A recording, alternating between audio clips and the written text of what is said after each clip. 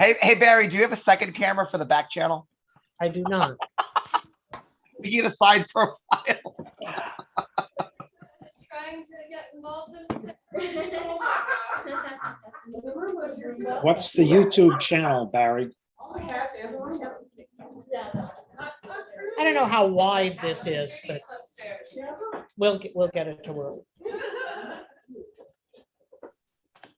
He has no idea. So we're live on YouTube now, so you might want to just tell everybody. I'll tell everybody. We're going to begin in a few minutes. For Okay. real. Yep, I see the thing here. Okay, awesome. Yeah, you're Okay. going. You can just, whatever you say now is live. Okay. Oh, but we still have to let people in. Yes, yeah, I'm watching that. We're I'm watching that, Barry. So, what about the wheel? Are you gonna be around for the wheel later? Probably not. I think we can run it without you, Barry. We'll assume you are predisposed throughout the Right. entire. That's what I figured. Yeah. Okay. Sorry about all the noise in the background, but that'll go away when we. Light help? I can't imagine why there's so much noise. I just. You might want to know that there are only about 10 people here. Yes, yes. Okay. Oh, let me Oh, go what to I the mean. YouTube channel. Oh, good, Barry. Why is the Roomba doing what Okay, here it is. it has to be plugged in? Diane, how's the pizza? Oh, we are streaming live. Good, excellent, excellent, Oh, yeah, we've been streaming live for a bit. perfect. Just so everybody knows, there's a watch party also attending Yeah. at Drew University. yeah, Drew University. We've got about 15, 20 students there, Diane.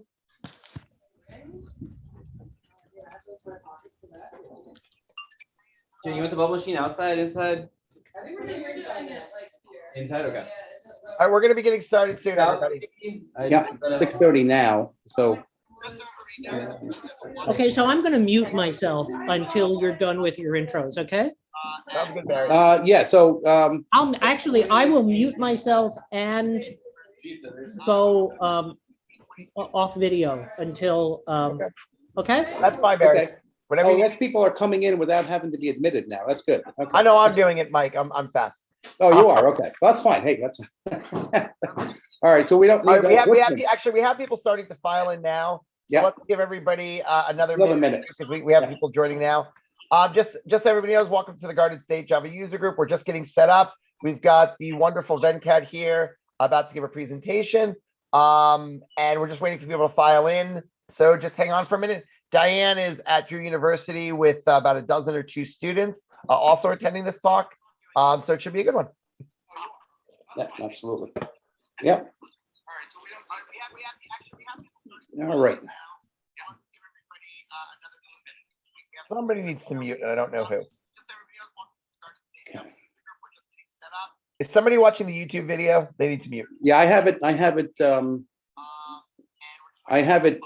muted though. I can hear Diane. somebody. Maybe I'll shut it down for now and then we'll go back in later. So see if that's it or not. That may have been it. Yeah, I think that was you, Mike. Yeah, but even though I had it muted, that's interesting. We can hear it. Yeah, no, that's okay. All right. Oh, wait a minute. Okay. All right, people are still coming in.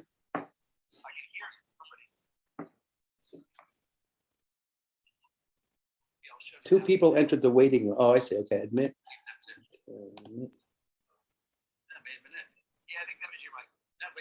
I might just start muting people until we figure out who it is. All right, well, why don't we get going since we're gonna have a little bit of, we're gonna have a nice surprise here today. All right, where's Barry? I think you should just do your. I think I can just get started, right? I can just get started, right, Barry? I don't have to do anything. Oh, yeah, yeah. Okay, all right, let's get going then, yeah. I know things are a little bit different tonight. So, well, good evening, everyone. Welcome to the April edition of the Garden State Java User Group event. We have a couple of nice little surprises tonight before we really get things going. But let me start. I'll share my screen and then we'll do the usual intro slides. And give me 1 second.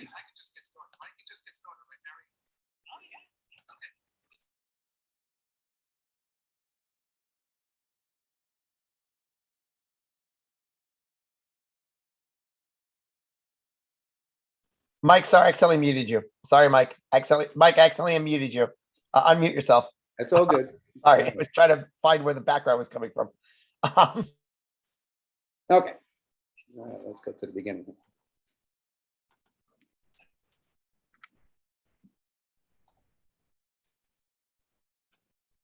All right.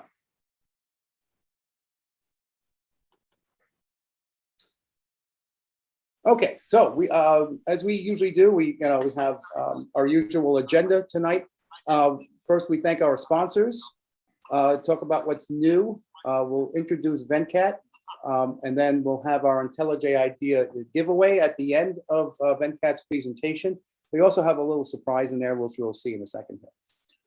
Our platinum sponsor is JFrog, and we thank them very much for their support. This is the second year now that they've been, the sponsorship at this level. So definitely give them a look for what they, the products they offer. We'll have Ari Waller, who's the head of developer relations over at JFrog, will come visit us from time to time with the giveaway and all that good stuff. So we'll do that at some point. Azul is our silver sponsor. Our partner is dev.next, and there is the big conference next week, April 12th through 14th over in Atlanta, Georgia. It's an in-person event. And our per meeting sponsors are JetBrains and Jakarta EE. JetBrains, of course, are the ones who provide the licenses for IntelliJ IDEA. And then Jakarta EE, or more accurately, the Eclipse Foundation, they provide the Crowdcast hosting that we've been using for a while. We haven't used it in a few months, but we can always go back and use it again. All right, so what's Mike, I think one of our surprises is ready to go. Oh, okay. Oh, By the look of it. all right, Barry, should we? Hey, here we are. So this is my daughter Jenny. Are we ready to go? Yeah, I can go You back. look to like this you're and ready to go. So then, Well, we're ready to go, but Go ahead. Mike, are you finished with your announcements? Not yet. I'll wait till you guys are done. and then- No. Finish your Finish announcements. the announcement. All right, sounds good. And then after our we'll do the wedding here. All right. Let's go back to my screen. All right. So what's new? Well, JDK 18 was released 2 weeks ago, I would say, 2 weeks from today. So there are many resources out there on what the new features of this particular release are. The biggest news, of course, is Java 1 has returned. And just as a reminder, Java 1 was the name of the conference, but then it got evolved into Code 1 about, 2017, 2018. And that included other languages like Python, for example. But Oracle decided to return with Java 1. So it's, Java specific presentations, and that's in mid-October. I seem to remember October 16th. yeah, in Las like a Vegas. couple days. I mentioned dev.next is next week. I sent an email to our membership about a discount available for our members. If you're not on my email distribution list, please send me an email and I could provide that for you. Also new is we have a watch party at Drew University going on. For those of you who don't know, our in-person meetings were at Drew University in Madison, New Jersey. And Diane Liperos is there with about 20 students. I think Scott mentioned that earlier. And they have a device where they can actually watch what's going on in real time and all that. So this could be a precursor to us returning to in-person meetings with a hybrid approach. Jakarta EE10, I've had this on here for a while, scheduled to be released, I think, in end of May is the last thing I've read. And a lot of the specs have passed their reviews and their respective TCKs. And then the Java community acceptance testing is a exercise in the Java community experimenting with Jakarta EE specifications and providing feedback on anything that's good, bad, or indifferent. So with that, I'm going to stop sharing, and then we're going to have a surprise tonight. Barry Bird, one of our co-directors, is in Philly right now, and his daughter is getting married right now. So we thought we would have this as part of our meeting. So I'm going to stop sharing, and then Barry, I'll bring it over to you. So Jenny called me at 2 a.m. and said she's getting married. So I drove down to Philly. And when I walked in the door, I said, hey, why not let the world know? So this is Jenny and this is Eric. Hey. We're going to have a very short ceremony. And then I think we're going to do something having to do with Java. Yeah. Guys, What's Java? Java. I love coffee. Oh, that's a. Also a Microsoft program. All right. Do what you're going to do and we'll. Okay, yeah, so we didn't really plan this out at all. We both are enthusiastic about Java and programming. Thank you. Yeah, I really appreciate you all being here for this. Yeah, we're gonna do vows or something? We did not have a plan, so we're really just winging it. Eric, you go first.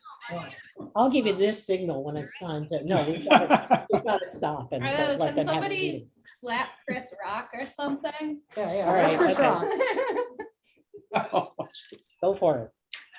You're beautiful and absolutely a treasure to me. And I love spending time with you and I love how smart and funny you are and all the jokes you make. And I can't imagine being around anyone else except you because I just love spending time with you and holding you. And I promise to cuddle you and give you little forehead kisses and basically just treat you like a cat. Oh, Eric, that was perfect. Perfect. Perfect. Eric, I absolutely adore you. I cannot imagine, I don't know, spending the rest of my life without you. Although it's fine if that happens too. Yeah, let's just guess. Do we want to do rings and stuff? We can. Does somebody have to, Neither does Neither of somebody, them fit. oh, rings, okay. No, it's a Quaker wedding, So nobody, there isn't a there's moment no when, officiant. Here, stick out that. Whichever is the fattest of your fingers. There we go. There you go. That's my fat finger. Are we ready to kiss? I think it's time. Yeah. Yay! Congratulations. And that, my friends, is the first ever wedding at a Java meeting. Mike, I'm going to turn it back to you. Virtual congratulations. Okay, and congratulations to the happy couple. I don't know if they can hear me, but but all the best. And I have to tell you, this in my 22 years of helping run this Java user group, this is a first. We are No doubt this is the first. revolutionizing the tech industry right now. Yeah. All right, we got paperwork we have to go sign now. That's right. You look beautiful, by the way. Yes, that's really congratulations. Congratulations. Wish you all the best, and Stay here. we'll let your father go back to to the family as opposed to. Thank you for lending him out. Oh, that's great. This is great. Yeah, thank you. All right, Barry. Hey, just one note, Mike, Yes. somebody has to stop the stream on YouTube when the meeting is over. So I'm logged on there. If you want to text me or buzz me or just let me know, call me. Don't worry about it, Barry. We'll take care of it. You Don't got worry. it? Okay. All right. Awesome. Later, folks. All right. This is See you in Atlanta. yeah. All right, Venkat, no pressure, but you have to follow that. So no pressure. So, Exactly what I was thinking. so I'll tell you, this was fun. Okay. All right, so yeah, so we're very happy to have Venkat Subramaniam join us today. Those of you who've been around a while may remember that Venkat visited us in person in March of 2018, if I remember, so just over 4 years ago. So very happy to have him here with us. Venkat's an award-winning author, founder of Agile Developer, Inc., creator of AgileLearner.com, co-founder of the dev.next software conference. I have to ask you about that. So, and instructional professor at the University of Houston. He has trained and mentored thousands of software developers in the US, Canada, Europe, and Asia, and is a regularly invited speaker at several international conferences. Venkat helps his clients effectively apply and succeed with sustainable agile practices on their software products. And Venkat's also a co-author of multiple technical books, including the 2000 Jolt Productivity Award-winning book, Practices of an Agile Developer. And you can find his list of books on agiledeveloper.com. And with that, Venkat, the stage is yours. Thank you so much, Mike. I really appreciate it. Thanks everyone behind the scene, the crew, and thanks for everyone who joined as well. I really appreciate the time you're spending here. I have to say, wow, you know, the wedding, that's definitely first for me to be in a user group with such a beautiful event. So really definitely happy to have had the chance to be part of it. I want to talk about something that intrigues a lot of us. You know, how do we really get better and effective in programming in the functional style? And that's what I want to focus on today in this talk. Best time to ask questions or make comments is anytime you have questions or comments. Please don't wait till the end. Anytime is a good time for questions and comments or thoughts. So there are a couple of different ways in which you can interact. You can post your questions or comments on the chat. So I'm just putting a greetings message over there. So you can use the chat to post any questions or comments anytime along the way. And if it's relevant to the topic at hand, I would really like to answer the question right away. So please do post questions right away or comments right away.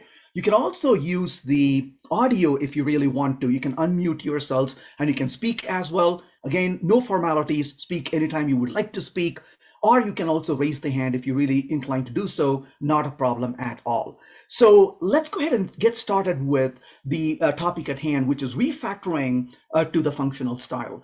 Well, I'll be absolutely honest about it. When I started programming, you know, a few decades ago, I'm going to say about 35 years ago, I started programming in the imperative style. And that's what I did most of the time. And a lot of us have done that. And when I started learning functional style of programming, I have to say, what made it really even worse is when people said it's really easy. No, it was not easy. It actually took a lot of time and effort to really program in functional style. And I remember this one incident I would never forget. You know, maybe I'm a little bit better today than I used to be a few years ago, but it is a journey and we get better every single day as we practice and do better. But in a sense, I remember this one flight I was taking from Europe back to the US. It was about a 10-hour flight, and I get into the flight, and as soon as I sit down, I write a piece of code in imperative style, and I'm going to say it took me maybe about 20 to 30 minutes to write it. And I spent almost the entire remainder of the flight trying to refactor that code into functional style. In fact, it was so hard, the flight attendant had to come several times and check on me. Hey, are you okay? I'm like, I'm fine. It's a stupid code I'm trying to really work with. Well, of course, at one point, a little snap, I really got the idea, and the code fell in place. And I was thinking, why was it really so hard to write this code in functional style?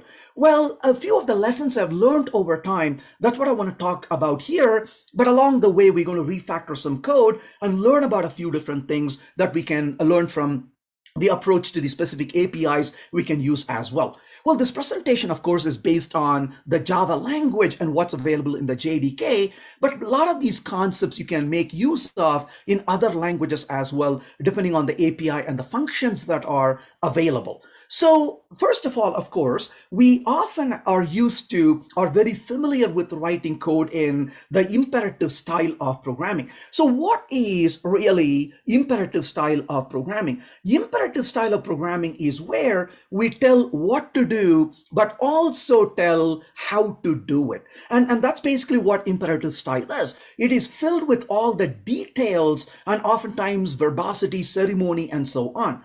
On the other hand, declarative style is where we tell what to do, but not how to do it. So we let the details of the how to the underlying libraries or code. In other words, we delegate the responsibility of how into some other piece of code, and we focus on the what for most part. Now, you may wonder, why am I talking about declarative style of programming in here? Part of the reason for that is, when it comes to functional style of programming, we need to understand, what does it mean to be functional style? Well, functional style is actually, I'm going to say, declarative style plus the use of higher order functions. So essentially, declarative style of programming is a combination of the declarative style plus the higher order use of higher order functions. And that's one of the reasons why I am really excited about the concept of functional style, is because it's declarative.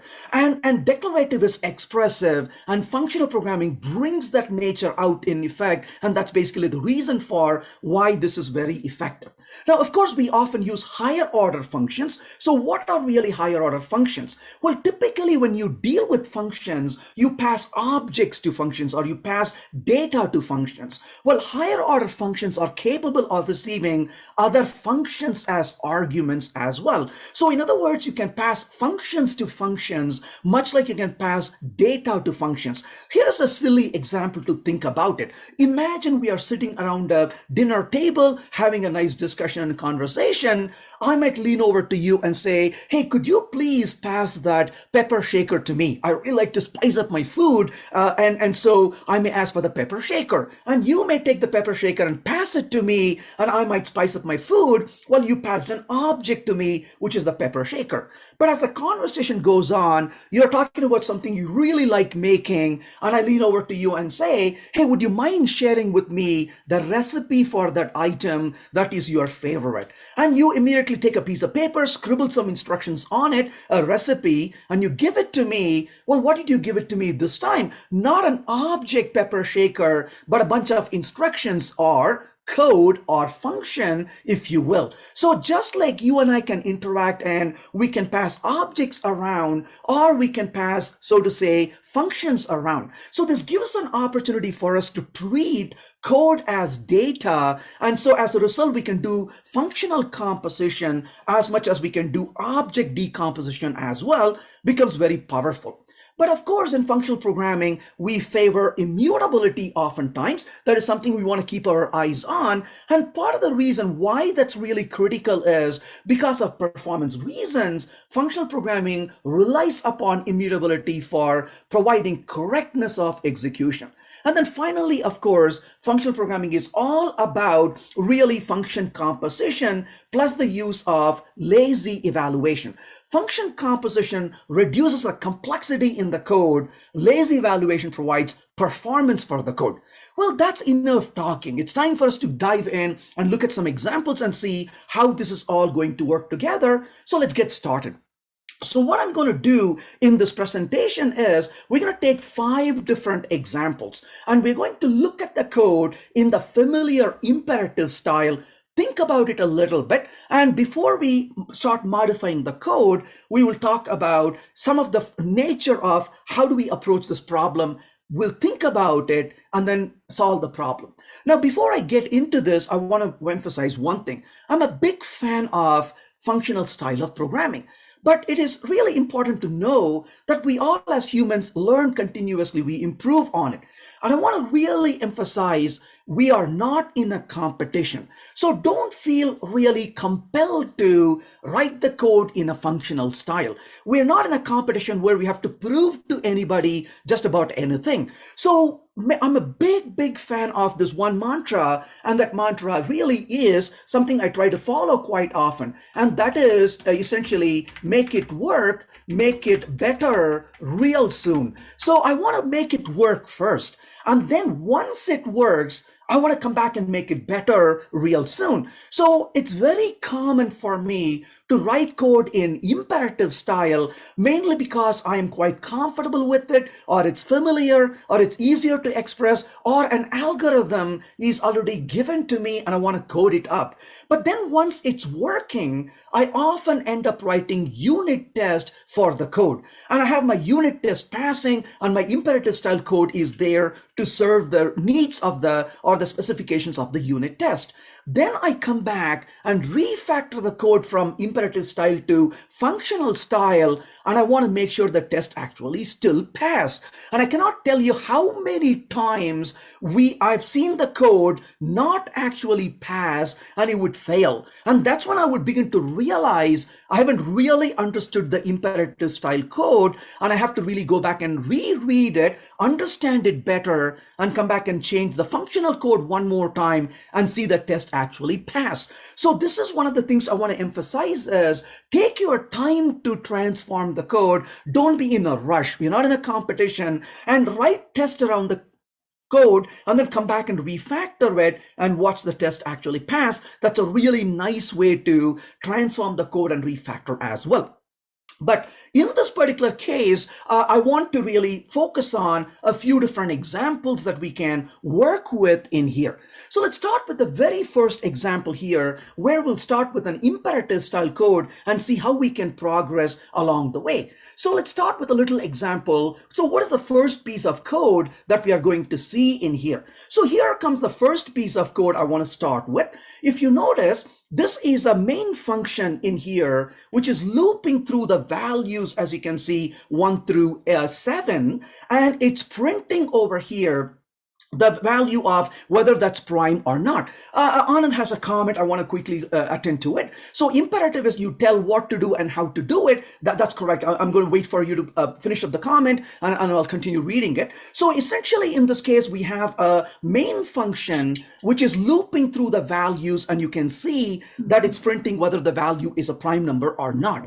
On the other hand, if you look at the isPrime function, that's a very traditional imperative style code, as you can see. So in this case, the isPrime function simply walks through. First of all, you have this Boolean variable divisible, which is set to false. And then for values 2 to less than the number, we are checking if the number is divisible by a number in that range 2 to the given number minus 1. And if it is divisible by any number, we set the divisible to be true, and we break out of the loop. And then we check if the number is greater than 1, and if it is not divisible, to determine if it's a prime number or not. So if I run the code, you can see that it displays 1 is not a prime number, 2 and 3 are, 4 is not, 5 is, 6 is not, 7 is.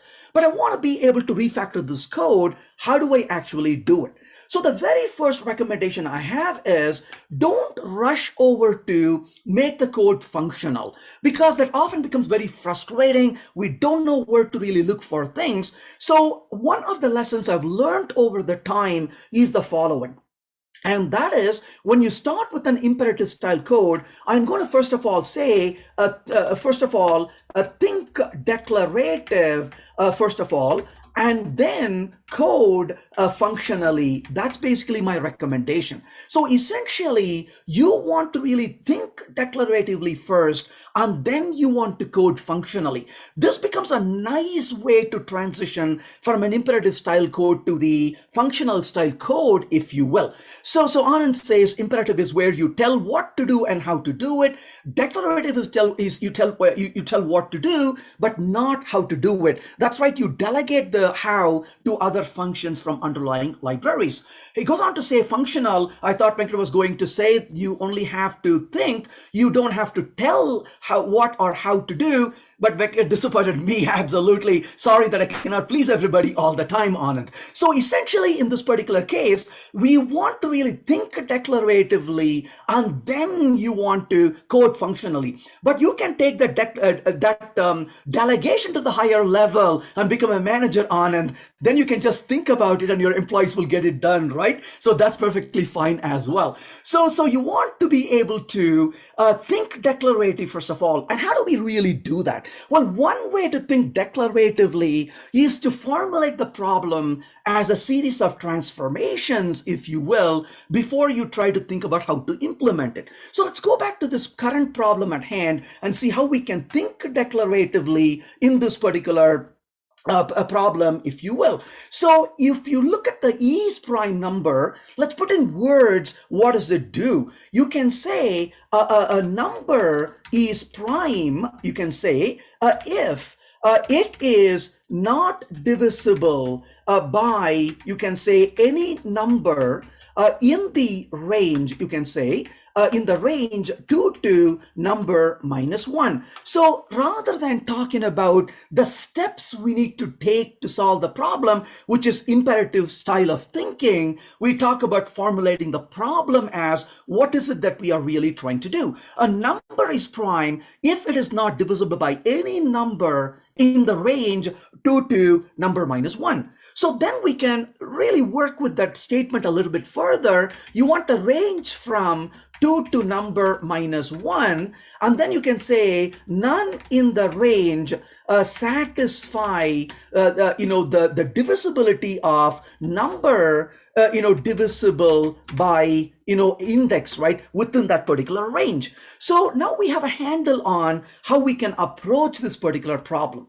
Once we start thinking along these lines, either we are familiar with existing functions or we can look for functions that are available that we can delegate to. So notice what I'm going to do in here now that we went through the journey and we talked about this right here. So we can say, hey, I want to start with the number is greater than 1.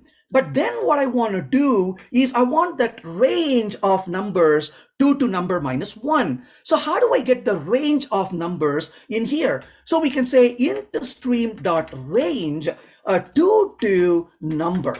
Well, as it turns out, there are two interesting functions we could use in here. One function is called range, the other is called range closed. A range function will go one shy of the value. A range closed will include that value in the end as well. So you can use a range function rather than a range closed function depending on the scenario. So int stream.range 2 to number. So this starts producing the value 2, 3, 4, and so on, all the way up to the number. Then we can say, as the next argument, you can see none in the range satisfy a predicate. That's what it really is. It's a predicate you are looking for. So you can say, in this case, you can simply say none match. And in this case, you got an index given to you, and you can say number mod index is not equal to, is equal to 0, and you want nothing to satisfy that particular condition. So now that we wrote that code in the functional style, first of all, you can see how much code we got rid of right in here. So all that verbose code goes away, and we can simply say, given the range of numbers that we are dealing with, we can do this work. So we need to import, of course, java.util.stream int stream, which is what we are using in this particular case, and we can run the code and we can see it produces the result we are expecting. So essentially what we did in here is that we said, given a number get me the range of the values from 2 to number minus 1, and verify that no number in that range divides the given number. Now, what about performance, you may wonder? When you wrote the traditional for loop, as you know, the for loop will bail out the minute it finds that a number divides the given number in that range. So similarly, a none match will also short circuit. It is not going to go on forever until the very end. The minute it finds that some number does not satisfy that predicate, it would immediately bail out and say that the number is not a prime number. So for example, if the number is an even number, on 2, it's going to bail out. If a number is divisible by 3, it's going to bail out on 3, and so on. So performance-wise, this is as efficient as the imperative style code. However, you can see the code is concise and very expressive as well. So essentially, the idea behind this is think declaratively and then program functionally. That is basically what we are doing here.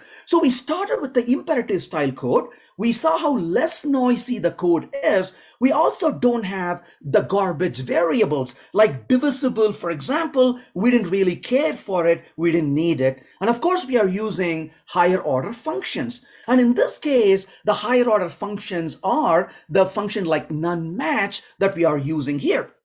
But we can take this idea and apply in other places as well. So for example, if you notice over here, you can see that it's producing the result, but we can change this collection to int_stream.range, and you can go from 1 all the way to 7. And in this case, I'm going to say range closed rather than up to 8. And you can say for each, and given a value I, you can simply take this output right here. Let's copy that over, and you can say, given this value, I want to print the I and E's prime of I, and you can print that as well. And we can write that code in the functional style as opposed to writing it in the imperative style, and you can potentially do that as well, as you may choose.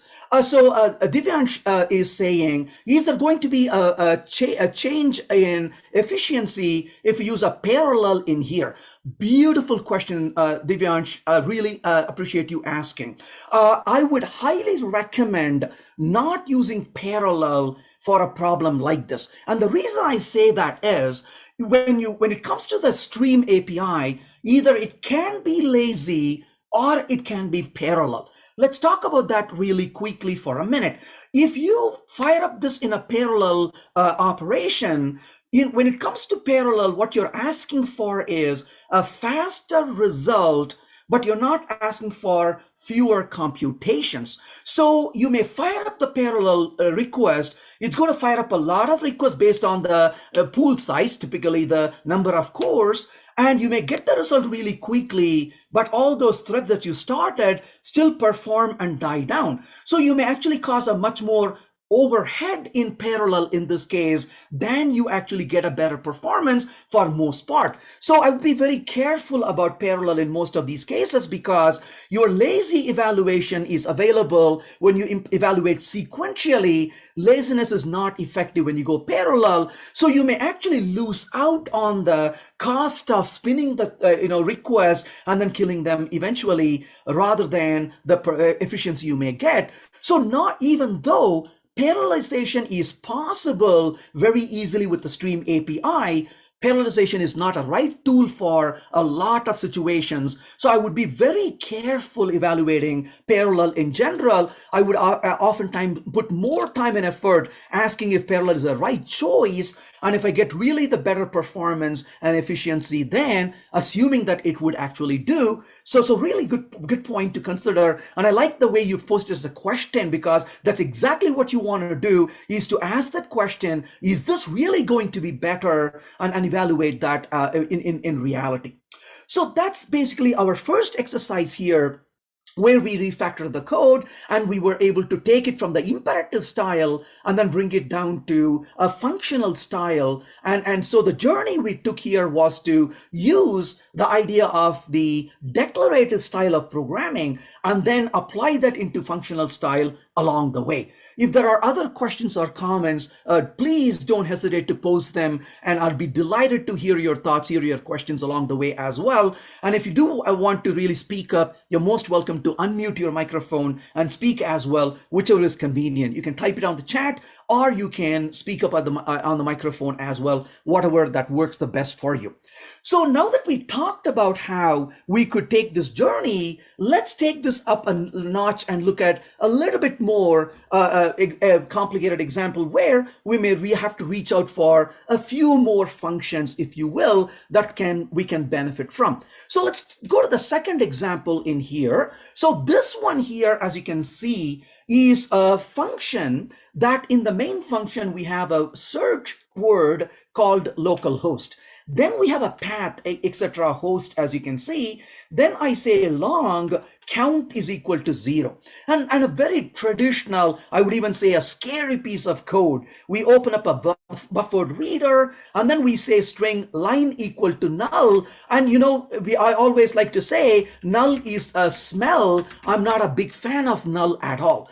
Then comes the worst code probably. We say line is equal to buffered reader, read line is not equal to null. What a nasty piece of code, isn't it? So you are saying if the line is equal to buffered reader, and when you get the line, check if it is not null, and then if it is not null, well, the file has content, continue to use it. So then we say if the line contains a search word, increment a count, and in the end we say the word %s occurred so many times. And in this case, of course, we are only looking for the number of lines, if you will. So when I run the code, it says that it's 3 times. Oh, so why use not equal to null a bad thing? It's a null check. And we often are using a null as a way to know that the value doesn't exist. And I would say there's got to be a much more civilized way of writing code, right? What if there is a function you can call to say, is it empty or something? So we are using null for the emptiness, but is that the right tool? Is that code expressive? Is that the way to convey? Well, I'm a big fan of programming with intention. When I look at the code, I am trying to understand, oh, null means that it doesn't exist. Well, it doesn't exist because when you call the read line, it returns a null. But what if I don't check for the null? I may get a null pointer exception as well. And what if the code has no null at all? Well, some of the languages are promoting that kind of programming. Languages like Kotlin and Scala and other languages where we avoid the use of null as much as we can, and we are able to actually safely navigate through objects. And as you know, when objects can return null, it becomes also harder to call methods on the response. You got to perform a null check. Now we invent a safe navigation operator, an Elvis operator, and all such. Why do we have all of that? So we can deal with null. And one final note, and I don't want to blame the person for this. The person who created null has done amazing things in this world, Tony Hoare, and he blogged about it. He calls it his $1 billion mistake. So if you Google for it, you'll find it. You Google for null Tony Hoare and $1 billion mistake, you will see his blog post where he talks about this as well, as to why he feels this is the most terrible thing he has done in his life, creating a null. So in this particular case, you can see that in this code is pretty low level, where we are reading one line at a time and checking if the line came through and then doing contains. It's imperative style written all over. How do we approach this code in the functional style point of view? So one of the things you want to think about is, we talked about declarative style, but let's think about the functional style of programming. One notion we want to really get really comfortable with in our life is this idea of functional composition. So the functional composition is really a composition. Another way to think about this is, think about this as a pipeline of functions. And as it turns out, a lot of things in life really fits into this nature really nicely. If you're used to Unix-like programming, you may take a file, a source code, and you may pipe that into, for example, a grep command, and you look for a word. You may pass that into a awk command or a set command, for example, and you may pass that into a wc command, for example, and so on. Well, if you really think about it, what is the source? Source is the source of the data, but what do you think is a grep? Can somebody relate what a grep is from the point of view of functional programming APIs? What comes to your mind when you think of grep in Unix to the concepts in the functional pipeline? Anyone wants to take a stab at it? You use a function to maybe pass some data or not pass it. Bingo, Anna nailed it. It's a filter operation, right? So a grep becomes a filter. And then, of course, what do you think awk may be or a set may be, where it takes a data and transforms it to another piece of data along the way. So what would that operation be in functional programming? Bingo, he nails it again. It's a map function. And then, of course, that one should be easy. After this, we got a filter map, and a WC simply tells us how many lines exist. Well, count is a good answer, but a more generalized answer to that is the reduce operation. So because count is a form of reduce, actually. In a similar way, I am right now in this amazing place called the basement, and it's pretty cold and windy outside today, actually. But guess what? There is air, but the air has gone through a purifier, and then it's gone through a nice heater, and then I'm getting a little bit of a warmed up air in this room. And essentially in this case, oh yes, a lot of deers in the elks actually in this case. Yes, those are from the Rocky Mountain. I wish I was actually there speaking, but I'm in this beautiful basement. I can't complain a lot. So air is purified, and then you get the heater in this case. And then again, notice the transformation of the air through the purifier. Or we could take water, for example, pass it through, I hope, a different kind of purifier and send it to a cooler. And then we can get some cool water to drink as well, and so on. So this idea of a transformation, but I want to really emphasize, we are talking about a pipeline of functions in this case. So you want to think about this transformational nature and a pipeline of functions. So then the question we want to ask is, given this particular problem, how can we think of such a pipeline? So the first question I'm going to ask is, given a file, is there a way to get a stream of data from that file's content? So that is the very first question I'm going to ask. So given a file, is there a way to get a stream out of that? Get a stream of data from that file's content is the first question I would ask. If the answer is yes, then what can I do? Then I can do filter, map, and reduce kind of operations on that particular data, and that becomes a lot easier. So my very first search would be exactly that. So the code is running, but the very first operation I'm going to perform here is to say, hey, I want to bring in java.nio.file.star. So this gives me a newer API in Java that came in Java 8 for the functional programming. And that is really, I'm going to say output files.lines. And then I'm going to say over here, paths.get. And I'm going to then ask it to take the path from the given file. And we know that the given file is given to us as a path. And I'm going to pass to it right here. So when I run the code, notice the last line in the output. It says we have a stream reference pipeline head blah, blah, blah. So we got a stream of data from a file in one shot. And if you're really curious about it, you can call it read string and get the entire content of the string in one shot if you really wanted to. However, I'm going to go back to this code and say, hey, we got the lines given to us from the file. That's awesome.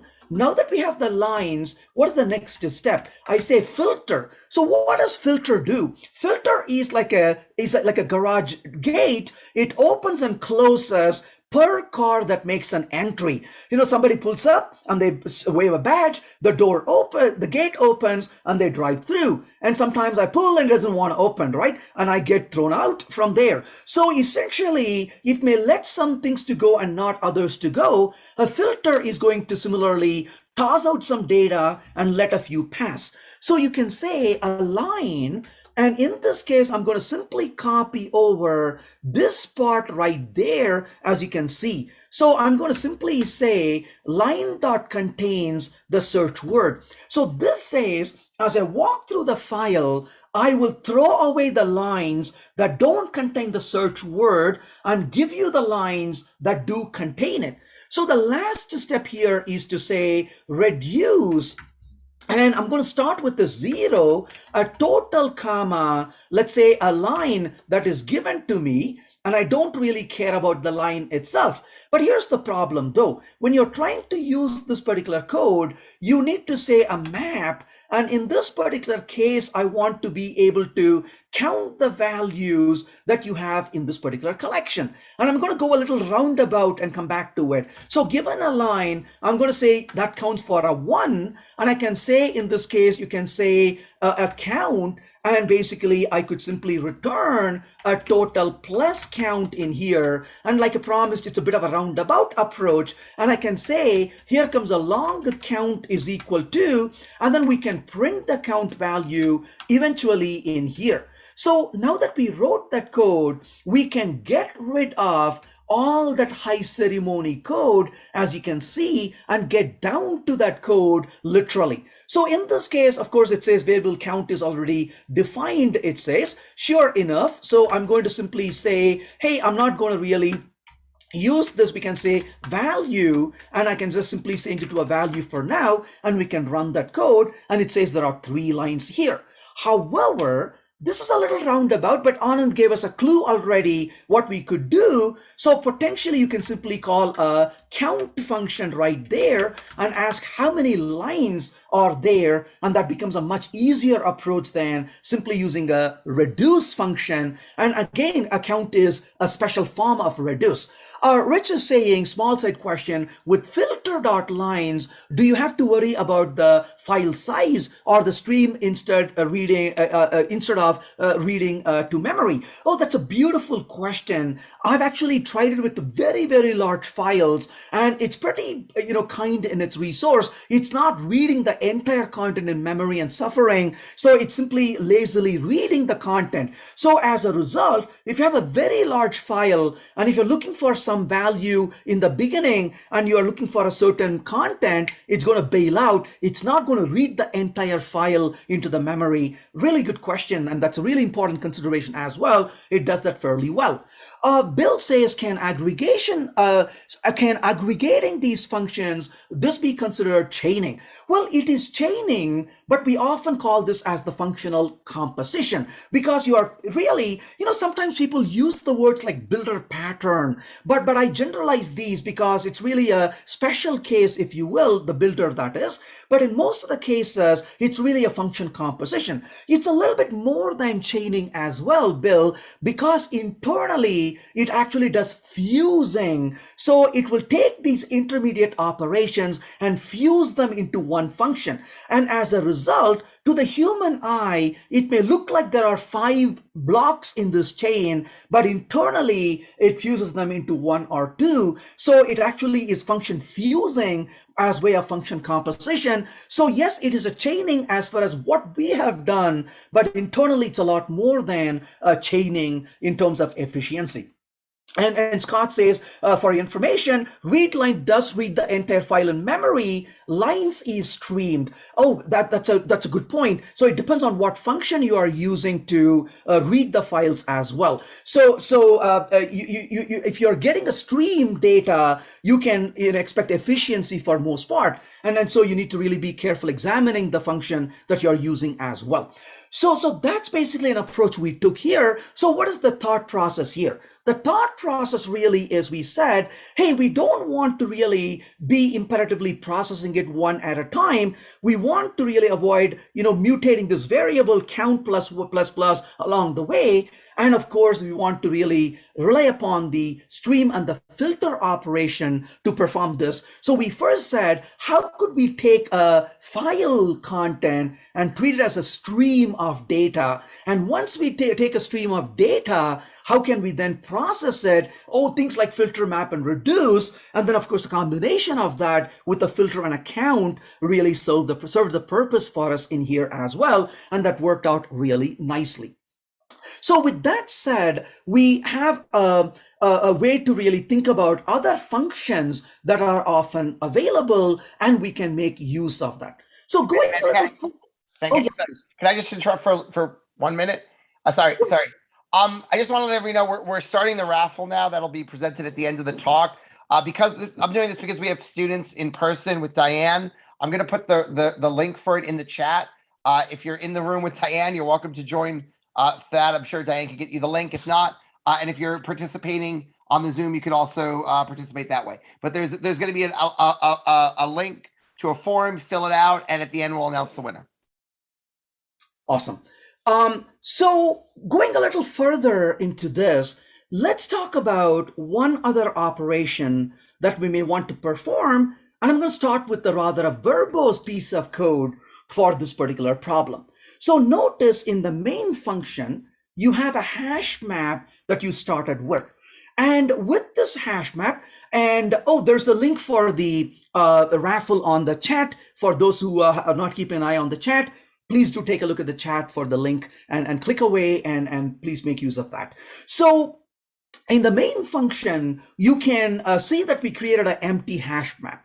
Then we have a Jack and Jill and Tom and Darla and so on. But we can see that different people have the same score. For example, Jill and Darla have, and Nick as well, a score of 15. On the other hand, Tom and Nancy have a score of 11. But what I would like to do is to group them based on the score. I want to say, hey, score of 11. Oh, Tom and Nancy have it. Score of 12, only Jack has it. Score of 15, we got Jill, Darla, and Nick who have that. So I want to be able to arrive at that response. So let's go ahead and run the code.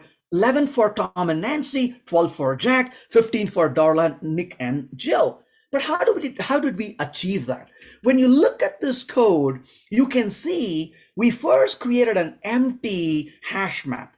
Then we start looping through the names in the key set of the hash map. Because as you can see here, the names are the keys in the hash map, like Jack and Jill and Tom and so on. So we are looping through and getting the names from the key set. Then comes the sad part. We got the score all right for the name, but then we said, let's create an empty array list. Then we asked the question, does the score collection, where the key is going to be a score, an integer, and the value is going to be a list of names, does it contain the value for that particular score? If the score does not exist, what am I going to do? Well, if the score exists, I'm going to get the names as a value from that collection. In other words, I obtain the list that you have if the score exists. If the score does not exist, we are left with an empty list. So in short, when you come to this line of code, either you have an empty list or an existing list. Well, okay, now we take the empty list or an existing list and add the name to that list. And once we do, you can see the mutability, we then put that back into the collection that we have. Now, the sad part of this course, this code is that it is verbose. It's got mutability and it is very low level. And this is not something you can take pride in. I mean, would you put that on your resume and say that I wrote code that really smells bad, right? No, this is what you hide away and you don't want anyone to see the code like this, isn't it? So this is not a code that's going to make you proud. So as a result, how can we refactor this code? But before we refactor the code, let's think about the approach we want to really take. So what we are saying is we have names and scores in a map. So that's what we have. So imagine again, think about this as a stream of data that flow through. So imagine you're given these objects of pairs of names and score. You're presented one at a time. You got Jack 12, Jill 15, Tom 11 coming through. So now you ask the question, imagine you are having a snow day and you're at home, you got a bunch of kids at home, you want to keep them occupied. Well, one nice way you can keep them occupied is you can kind of entice them and cleverly have them help you organize your study, isn't it? So you could bring the kids over and say, kids, here's an idea for you. Go start looking at these books. And I'm going to have you buckets. And if you see a book which has the name Java, put that into the J bucket. If you have a book that says C#, put that into the C bucket and so on. So you can start having them put this stuff in a bucket. So we do this quite often. So we can say, create buckets, let's say buckets with label, of score in this case. So we're going to create buckets with label of scores. So I have one bucket with the label 11, another bucket with label 15, another bucket with label 12, and so on. So create buckets with label score. And then what do? Given a name and a score, we can say toss the name into the bucket with the label of score. So now notice how we are thinking about this problem, not in terms of, let me check if the value exists in the collection. If not, create an empty list. No, we are simply saying perform a transformation, whereas the data flows in, route the data to different buckets. So now your thought process is, how do I perform this transformation of putting stuff into a bucket? Well, as it turns out, there's a function in the JDK which is called grouping by, so what does grouping by really mean? You provide a function to the grouping by. But what does the function really do? It gives you a label and you essentially take the object you are considering and you drop into a bucket with the label, where the label is the result of that function you provide to grouping by. So let's think about this problem and see how we can solve this problem in terms of this grouping by operation. So I go back to this code, and here is all that imperative style code that you have in front of you. And we say instead a return, and I'm going to say scores dot, and I say key set. So essentially right there is the code where you went to the scores and got the key set out of it. So basically you're saying, I am going to start iterating on the names from the collection. Then you say a dot stream, and you're putting a stream of data. So now it's going to give you one name at a time. It's going to say Jack, Jill, Tom, and so on. Well, okay, now that you gave me a name, I'm going to do a collect operation. For the collect, I'm going to bring in the collectors utility function. And what am I going to do in the collect? In the collect, I say grouping by, and what do I want to group it based on? I could say that given in this particular case, given a name, I want to say scores, which is given to us right here, which is the given collection, dot get, and I can provide the name to it like so. And so as a result, you took all that bulky piece of code that you see up here, and you simply said, I don't need all that verbose code. I'm going to remove all of that code and simply say return score.key, stream over it, collect it, and group based on the names, and you got the result out of it. Now, while that works really well, you can see in this particular case, you have the transformation through this data, and you are saying, as the stream of data arrive, take the names one at a time, given a name, get the score for the name, and that becomes the label that I want to pass to the grouping by, and it starts dropping that name and value, the name rather, into essentially the bucket with that label. So you take a name, find the score, and drop the name into the bucket of that score essentially. Now, while this works really well, we can go one more step forward in here. If you look at the Lambda expression, the Lambda expression takes the name and simply passes that to the get function on the scores. So as a result, this simply becomes what I would like to call as a pass-through lambda. And a pass-through lambda is simply a lambda that takes a data and passes through to another function, doesn't do anything useful with it other than just sending it along. So if that is the case, what you can then do is, rather than writing a lambda expression, you can remove that really nicely here and simply replace this with a method reference, and makes the code really concise as well. So in this case, as you can see, you basically set grouping by and scores double colon get, and you are passing that right in here rather than the lambda expression. You're passing a method reference to this particular function, becomes really easy to work with. So that becomes the code. So what is the approach we took to refactor this code? We picked up a few more API functions, but the essential idea here was, how do I really perform the transformation? So one thing we want to constantly keep thinking about is the transformation of data. So given the data, I want to take these names, but drop them into buckets with the score as the label. That's a transformation you want to think about when it comes to providing it. So we went from a very verbose piece of code to something very highly expressive. It's very declarative, but we did use a specialized function, which is the grouping by function.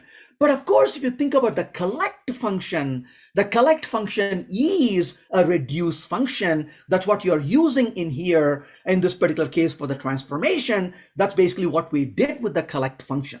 So hopefully that gives you an idea of the approach we can take. I do have to say that the collectors is a utility class that contains an amazing set of functions. If you really don't have a clue what to do on a Friday night and you're absolutely bored, I would encourage you to spend your evening with the collectors utility. You'll be so happy. It gives you the best company, in my opinion, because there is so much to discover in the collectors, and you can explore so many different capabilities and how you can chain these functions together and combine them. And I often say what intrigues me about collector is the recursive nature of it. You can create a collector using other collectors in turn, and that becomes a very powerful operation. I do have to say that it's one of those APIs in the JDK that truly intrigued me for what it provides, and you wouldn't be disappointed by looking deeper into the collectors.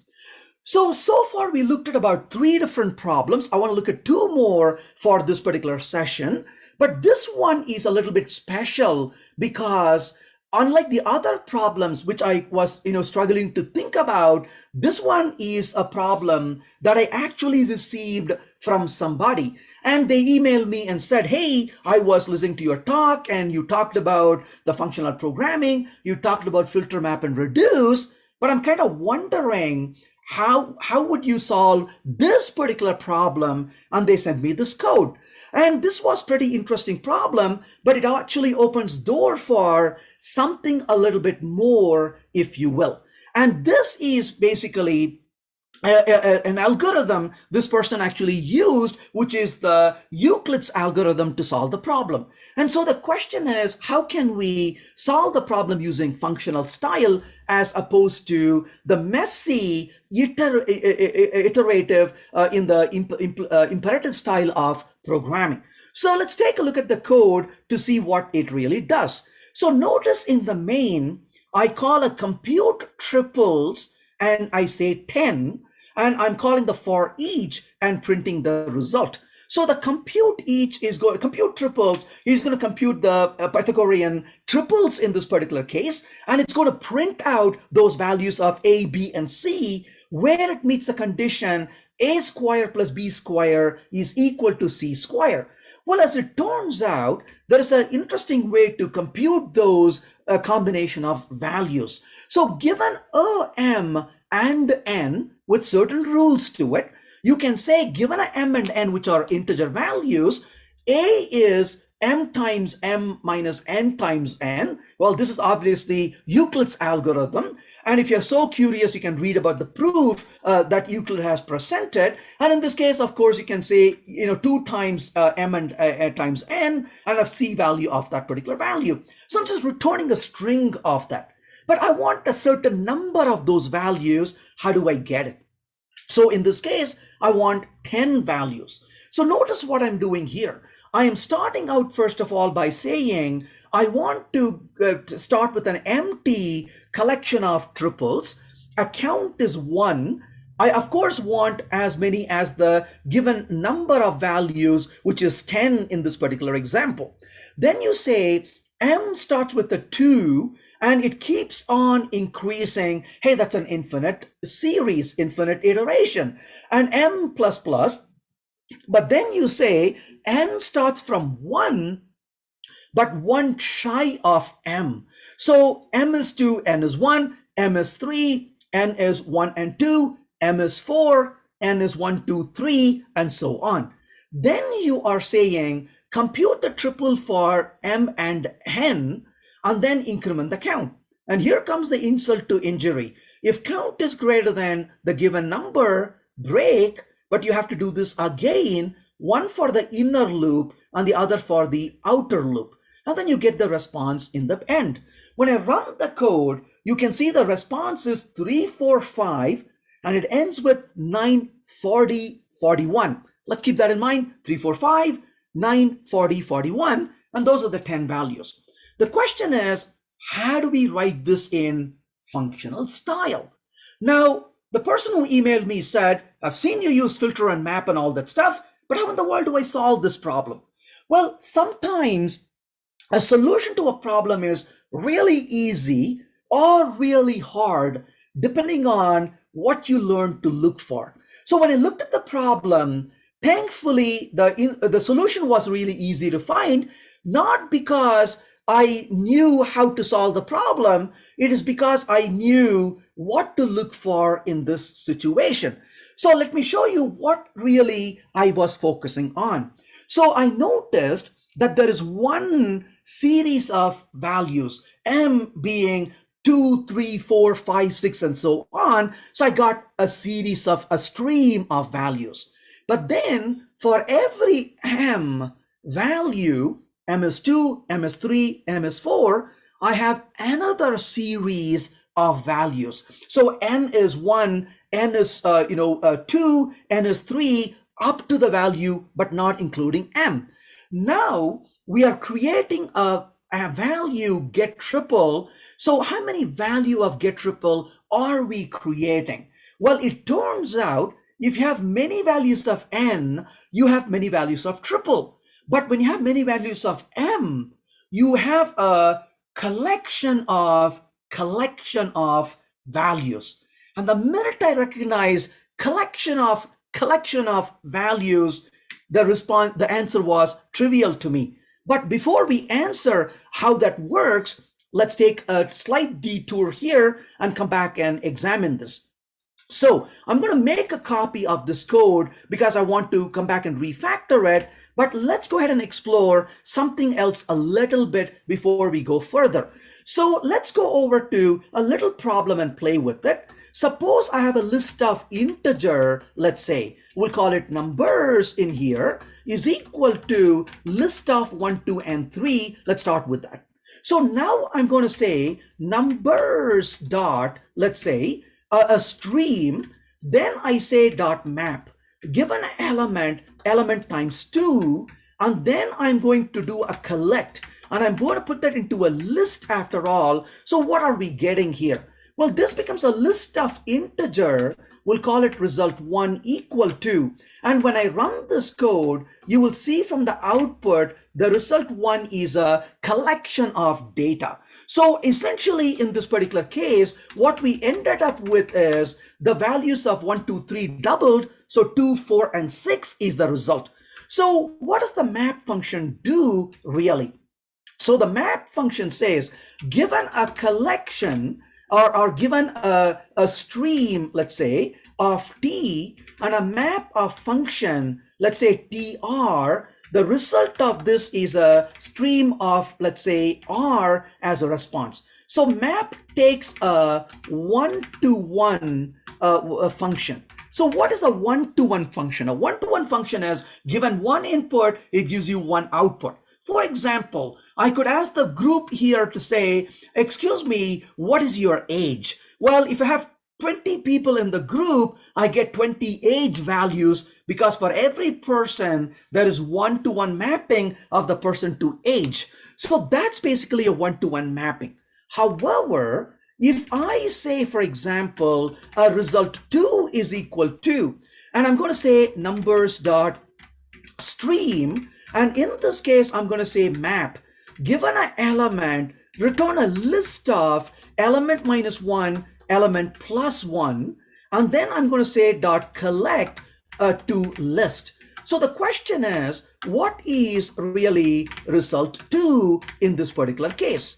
Well, as it turns out, when given a stream of t and a map of function t list of r, unfortunately, the result is a stream of list of r that you get. So in other words, you get not a collection in result, but a collection of collection.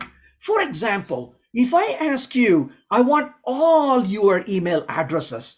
Well, somebody may have one email address, somebody may have 3, somebody may have 7, but I want all of them. But do I want a list of email addresses, or do I want only one list of email addresses? Well, in this case, you got a collection of collection. So in this case, a list of integer is your result2, which is probably not what you really wanted. But the key here is, what do you deal with? What you're dealing with is a function, in this case, that provides a one-to-many mapping. So in other words, given a single value, it gives you multiple values. Given one person, I get many different values, if you will. So essentially, oh yeah, I completely agree with that, right? A var would look really good at this particular point. I couldn't agree more, absolutely.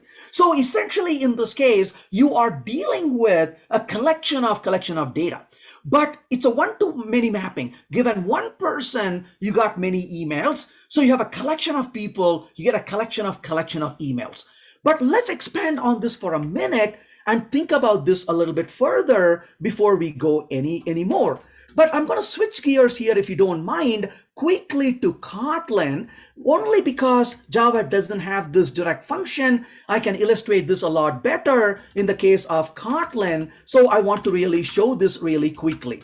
So in here, I'm going to go ahead and say, I'm going to go ahead and edit a sample.kts. I'm going to say numbers is equal to, let's say, list of 1, 2, and 3 right there. So now I'm going to say a print line, let's say numbers dot map. And I'm going to say given an element times 2, right? So that's very simple and trivial. It simply gives me the double of the values, just like we tried out in the case of Java. That worked really nicely. But what if I said map of and say this is list of, let's say in this case, and I'm going to say element minus 1 and element plus 1.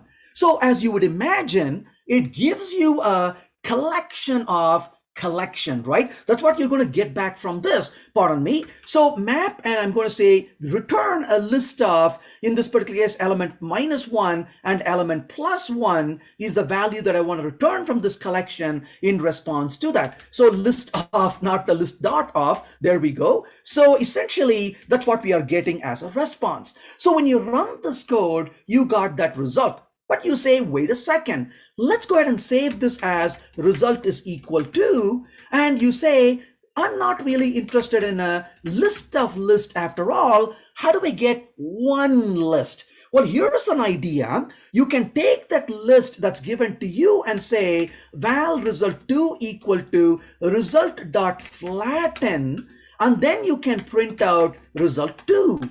So when you run this code, what do you notice over here? Notice that the result is a flattened list. So it says when you have a list of lists, just flatten it out. So 0, 2 followed by 1, 3 followed by 2, 4, and just flatten it out. This is like stacks of books on the floor. You flatten them on the floor, right? That's what you do. Hey, good news, we used to flatten. However, I want to combine them into one operation. So I'm going to go back here and say dot flatten. So when I run the code, notice how it transformed and flattened it. You say, all right, that's great so far, but you called 2 functions. I would rather do this with one function rather than 2 functions. So the question is, what can we call it? Don't be in a rush to answer this. Think about this a little bit very carefully. You perform a map and then you perform a flatten. Oh, I like the name. You can call it map and flatten, right? So we'll call it map and flatten, right? I like that idea, but that's a little longer. So why don't we call this as, well, why don't we call it as a map flatten, right? So map flatten could be a name we could use. Now, try this, especially if you're at home and especially if you have children around you, make use of them. Go ahead and say it loud. Go ahead and try it for me. Say map flatten. Could you try that for me? Say it about 3 times, maybe 4 times, maybe 5 times. Map flatten. What do you notice? The minute you say this about the 6th time, are you feeling a sharp pain right here in the junction of your jaw? Well, that's the sad part of a map flatten. Map flatten has a very awkward movement of the jaw and it gives you pain right here.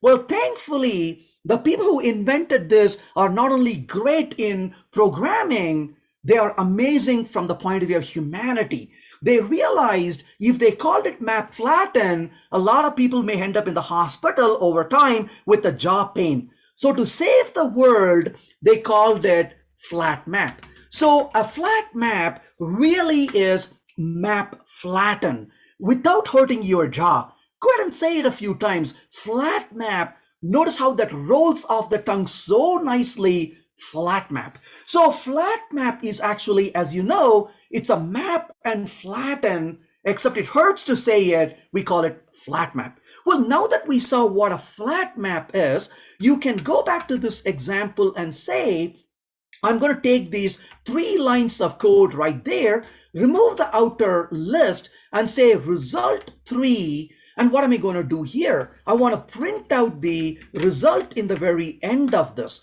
So now I'm going to simply say this is a flat map. And in the case of Java, I'm going to get a stream out of this and print it. And that becomes a flattened collection, as you can see. So now that you know what a flat map is, question is, when do we use it? So if you have a one-to-one function, use map. If you have a one-to-many function, use flat map.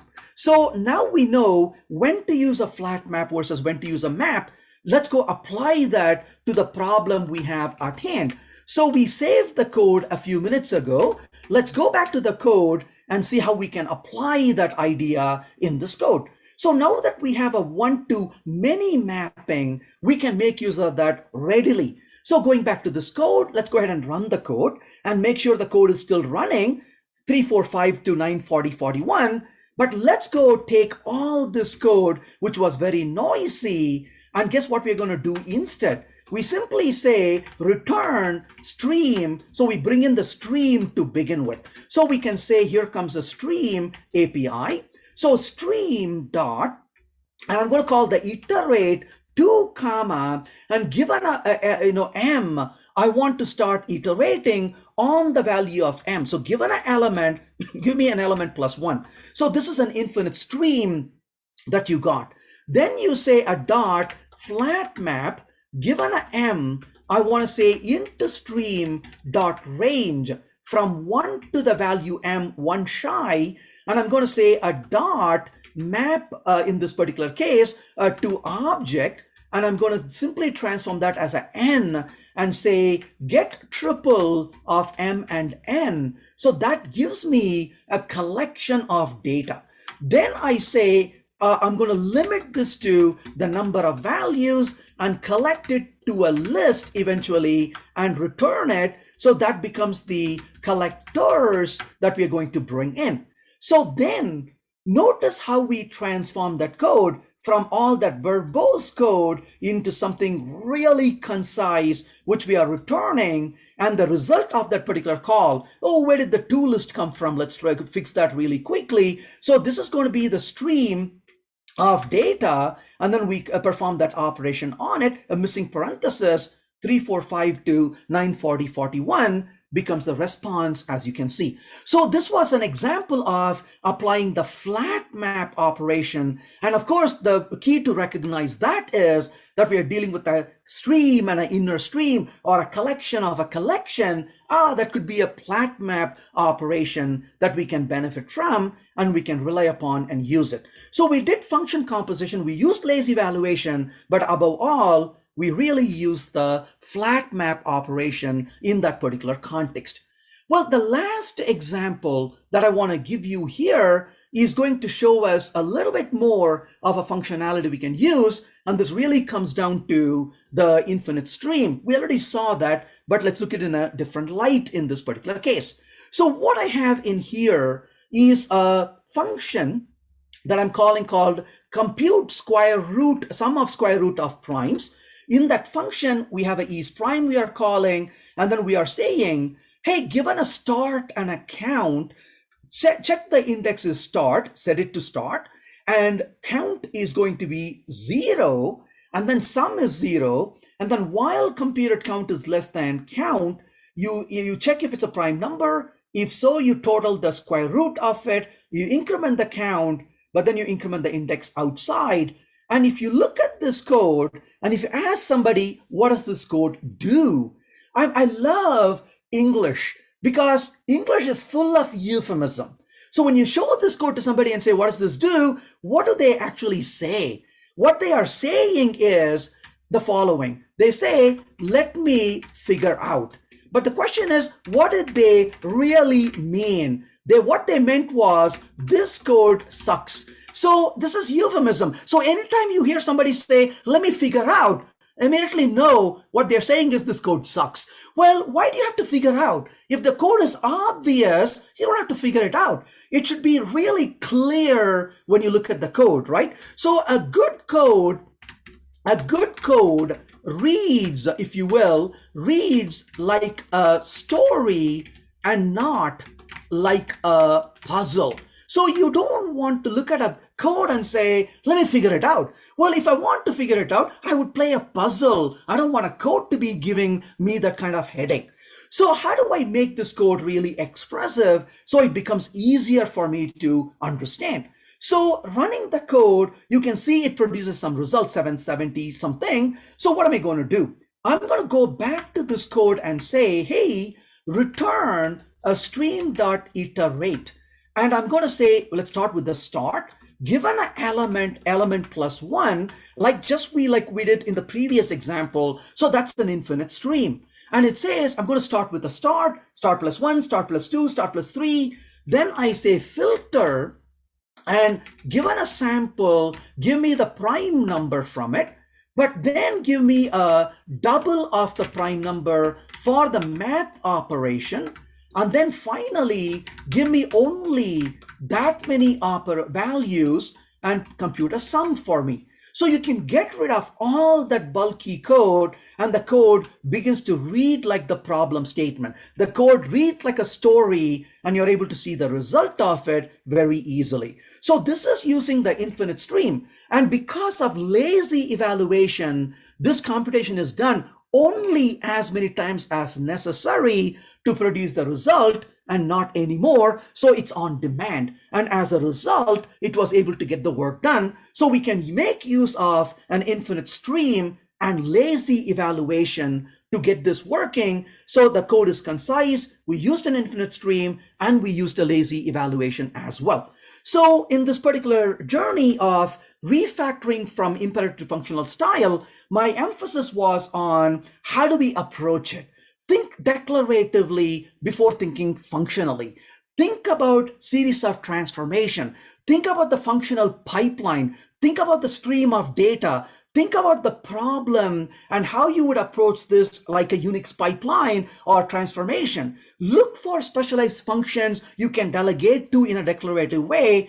And it's something we do and get better. Like I said, I've been programming in imperative style for, about 35 years or so. I've been programming in functional style much less comparatively speaking. But the journey was really hard when I learned functional style of programming after decades of imperative style of programming, but it really became a lot easier over time. And I'm still learning, I'm still improving what I do, but every day it's better because we can think differently, we can practice it, and with practice, of course, we get better. I really hope that was useful. Thank you so much for joining. I'm going to yield back to Scott at this point. Thank you. Or Mike. Venkat, thank you very much. Boy, this was awesome as always. What I forgot to mention earlier, I think Venkat, Barry Bird and I met you, I think, for the first time at a No Fluff Just Stuff conference back around 2006, I want to say. So yeah, we go back quite a ways. So it's always great to have you here with us. Thank you.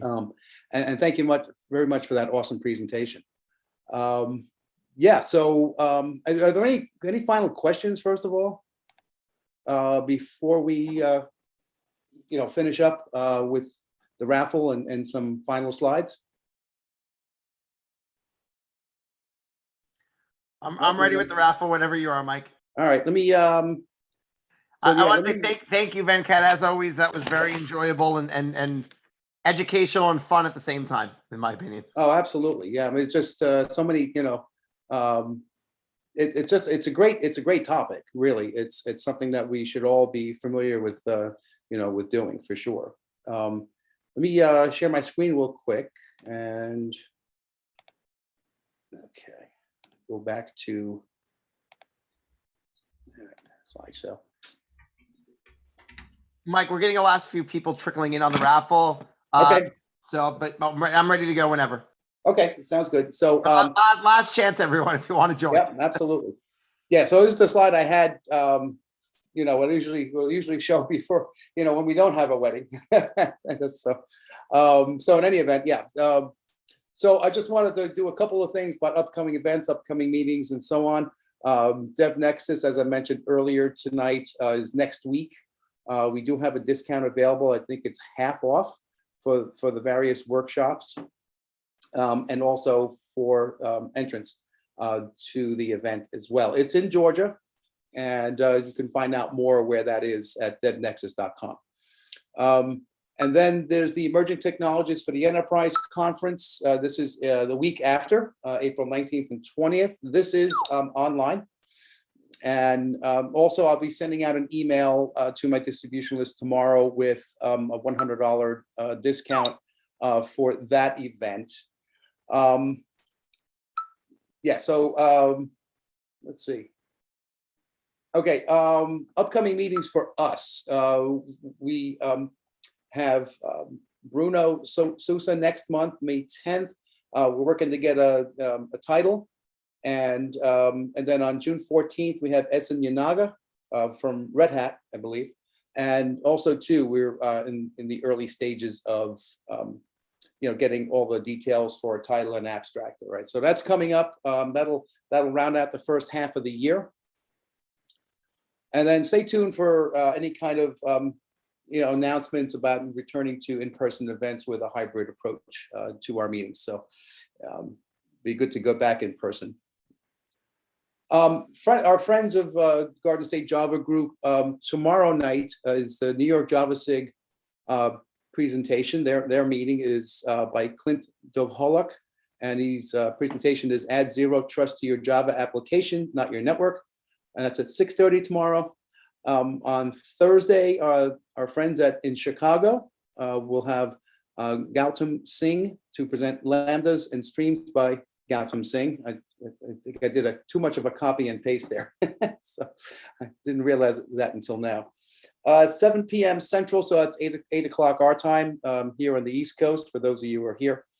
And then I reached out to Billy Corrado this morning. They don't have a topic yet, but Billy confirmed that there will be a Kansas City Jug meeting on April 21st. And that's at 5:30 Central.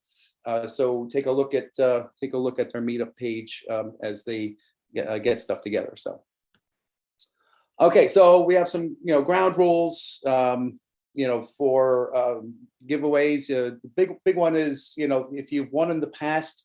You have to wait 6 months to win again. You will get a certificate or a coupon, as it were, that has its own expiration date. But once you register, the license for IntelliJ IDEA is good for 1 year. And I believe that is a 1 year. I'm sorry. I believe that is the ultimate edition of IntelliJ IDEA. So I'll just put this there. Thanks for coming tonight. Before we, move on to the raffle, I wanted to always like to end the meetings with one of these, with a celebration of having some pints. And Venkat, if we were in person, we'd be adjourning to the Prospect Tavern in Madison after that. So in any event, let me stop sharing, and then I'll give it to Scott. Give me 1 sec. Can you guys see the raffle wheel? If I centered it properly. Can everyone see that? Close enough? Yes. Sorry, I had to go through. There were some duplicates. I think some people accidentally submitted twice, so I just cleaned them up. So we're going to run the wheel of names and wherever it stops. Is it going to stop? Looks like the winner is AJ Moore. Can we confirm that they're here and can accept? If you can accept in chat, or you can just speak up. Or they might be in the room with Diane. So I don't know. So I don't know. AJ is coming to the speaker right now. Okay, so he is. We have a rule. You have to actually be here to win. So congratulations. We will be in touch with your prize. Okay, AJ. Yeah. At some point, if you'd like to send my email address. Well, we have the emails from the raffle, Mike. Okay. All right. Good. Okay. So I remember that. I'll be sending the coupon either tonight or at very latest early tomorrow morning. So congratulations. Thank you. Thanks for showing up. Now, thanks for coming tonight, visiting with us. Thank you. Cool. Well, so with that, stay tuned for more details on next month's event, and look forward to hearing Bruno Sousa. I've had the pleasure of meeting him at Code One a couple of years ago, and he's definitely a great person to have. And so with that, I thought we don't talk about him. We don't talk. Yeah, I just first time Scott mentioned that, I'm like, what are you talking about? So, we don't talk about Bruno. What are you talking about? So I was enlightened to that was a song from some animated movie. So, but anyway, so all right. With that, folks, great. Thanks again for coming, and we will definitely see you. Next month. So. Thanks, everybody. Okay. Thanks. And thanks, Diane, for managing a room full of young people. Absolutely. That must have been challenging. So, We ended up with 31 here tonight. Nice. 31. Yeah, we enjoyed it. Thank you so much. Yeah. No, that was good. Thanks for great job. Thank you. Thanks for hosting that, Diane. And you're welcome. And then we had a good about 27, I believe, at most here on on Zoom, and we actually had about 4 or 5 people on YouTube. So great. All right, folks. Take Everybody. care. Okay. Somebody's, Mike, don't forget to stop the YouTube stream if you Yeah. can sign in and do that. Yep. We'll do Can you that. handle that, or do we need to ping Barry? Do you know how to do that? No, Oh. I can ping Barry if you can't do it. All right. Let's see.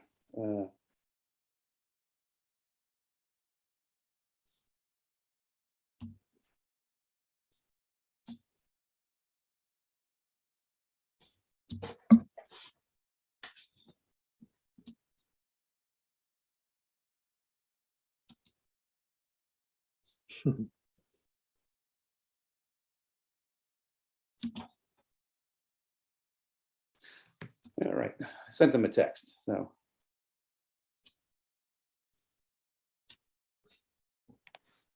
I don't know if we'll get it. So.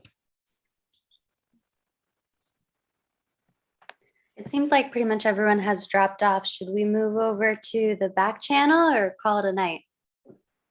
Yeah, we can move over to the back channel. I guess I can stop the recording here, right?